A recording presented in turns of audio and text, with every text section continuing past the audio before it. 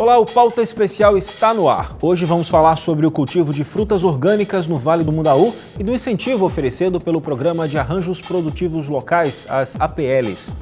Também vamos falar sobre uma exposição que une poesia, imagem e inclusão social numa grande homenagem a Maceió.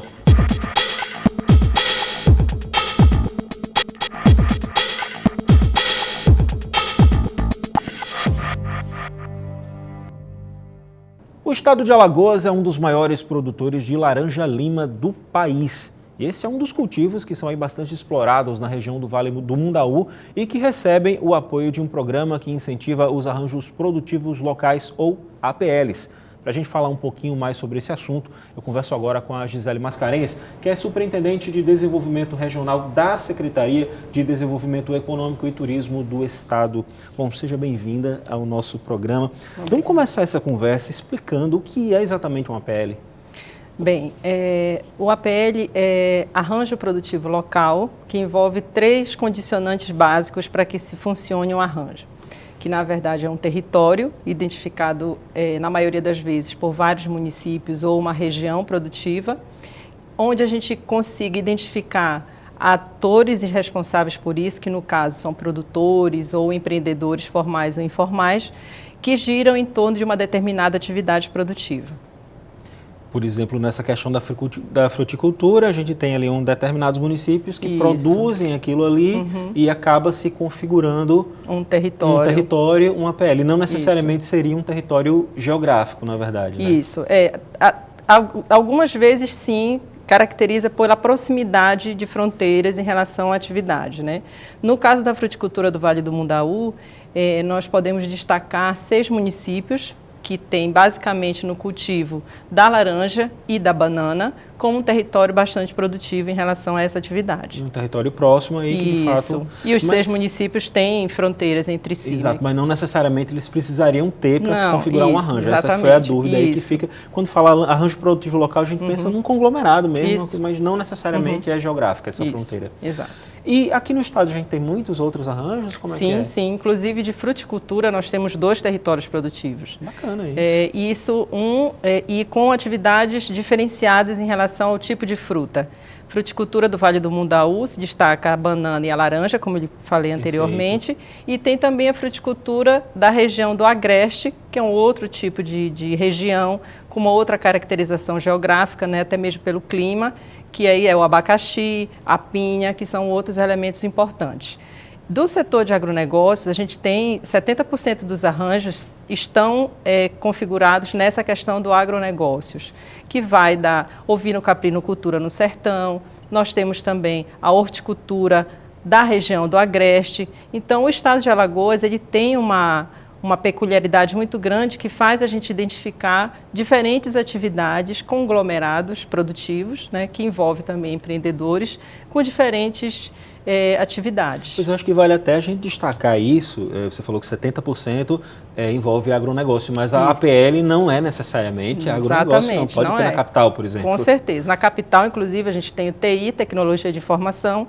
Temos também o APL de imóveis, que envolve Maceió e o entorno, até com atividades bastante diferenciadas, com móveis diferenciados, inclusive vai estar na Casa Cor também um detalhe importante. Isso é muito legal. Exatamente. A gente tem essa proposta de descentralizar a economia, né? A Secretaria trabalha com a questão dos APLs em coordenação juntamente com o Sebrae Alagoas e que isso faz com que a gente consiga alcançar o maior número de municípios. A gente São quase 20, né, que a gente tem. Isso, temos 18 APLs. 18 APLs, isso, que exato. envolve o agronegócios, setor de indústria e também de serviços. E municípios, em quantos? Em torno de 92 municípios. Ou seja, quase o estado todo, né? Com certeza, Chega aí um número bem considerável. Isso. Agora, qual é o interesse do estado em ter uma APL? De que forma isso influencia na economia da gente, no desenvolvimento, no crescimento? É importante porque é o seguinte, a proposta do Estado é trabalhar com a agricultura familiar também e a questão de você descentralizar a economia, né? E como eu lhe falei, a gente tem um estado bastante rico em atividades, onde a gente consegue apostar no empreendedor local, no empreendedor do território e faça com que eles fortaleçam a governança em torno de uma atividade.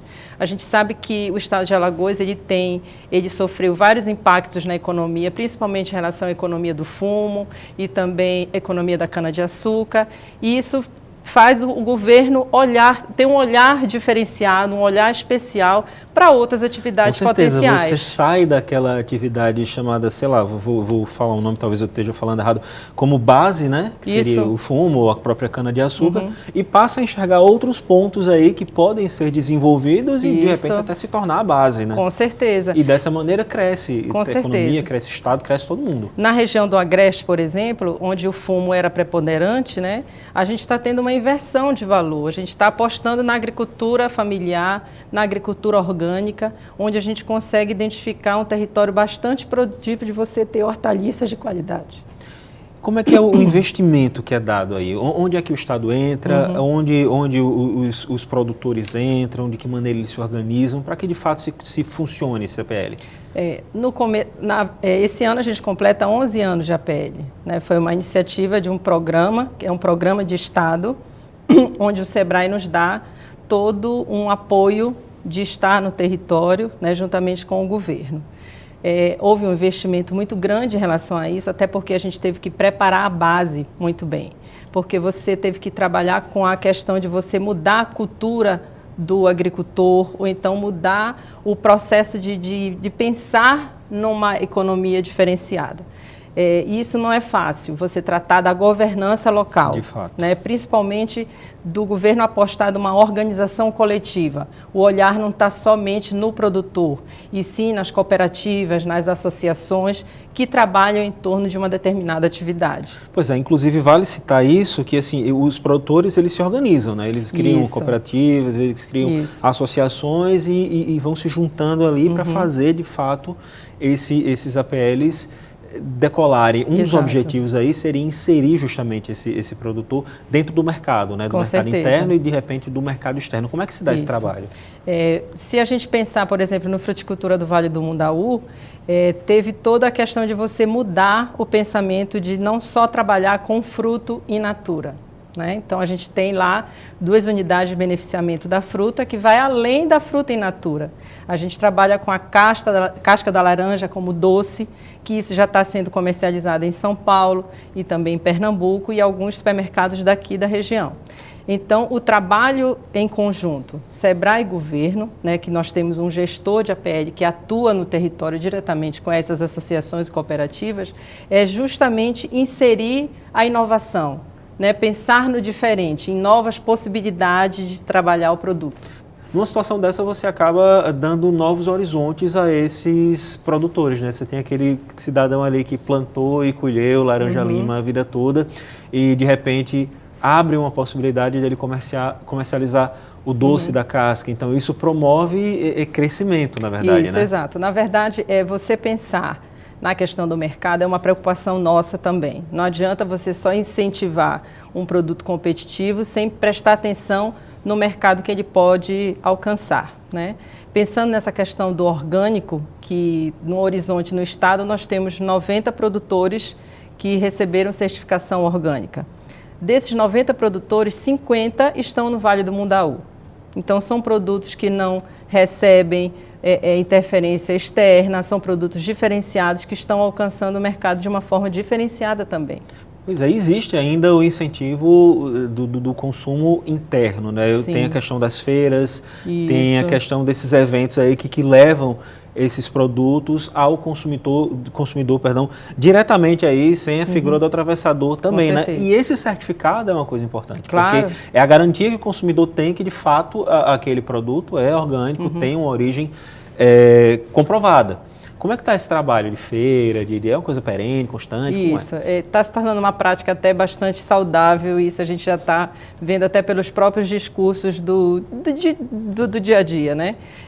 Em Maceió, nós temos 3 iniciativas de venda, de comercialização desses produtos orgânicos. No campus da UFAL, também nós temos na própria Secretaria de Agricultura também, todas as primeiras quartas-feiras do mês, E agora na Praça Centenário, que a gente teve uma excelente experiência, né, que foi a comercialização desses produtos orgânicos, onde o próprio agricultor vem até a capital para fazer a comercialização em um preço super acessível. E as pessoas vão lá e consomem, né? E você vê também outros eventos similares surgindo aí na cidade, se cria uma mudança até de comportamento, né? Comportamento, de hábito, principalmente ligado à alimentação mais saudável. E isso é uma prática nossa também, de não levar somente o produto competitivo, mas também que tenha um valor agregado muito forte em relação à nova forma da pessoa viver. No início da conversa você me disse que são 18 APLs já desenvolvidos no estado, mas tem possibilidade ainda de mais desenvolvimento, de se descobrirem novas possibilidades de APL? Existe essa preocupação? A nossa preocupação do governo é justamente a gente pensar nesses 18 numa nova forma de pensar os 18. Né? Essa questão da leitura de termos agronegócio, indústria e serviços já é um discurso que a gente está compartilhando bastante com o SEBRAE, porque a gente precisa definir ao certo qual o impacto que essas atividades hoje está tendo no Estado, né? Principalmente em relação à economia. A diversificação econômica é um ponto bastante que a gente está tendo uma preocupação muito grande e principalmente de pensar ligada às oportunidades de negócios, no aumento de empreendedores, principalmente de formais nessa atividade, porque existe uma informalidade muito grande. De fato, ele precisa descobrir, desenvolver e consolidar, a partir daí começar a procurar outras possibilidades que a gente sabe que não necessariamente vão parar nesses 18, né? Exatamente. Okay, então, Gisele Mascarenhas, muito obrigado pela sua entrevista, por essa conversa aí tão construtiva. Seja sempre bem-vindo ao nosso programa. Muito obrigada. Bom, no próximo bloco a gente fala de poesia. Aliás, a gente fala de poesia, de imagem e de inclusão social. E é uma exposição aí que reúne tudo isso e ainda presta uma homenagem a Maceió.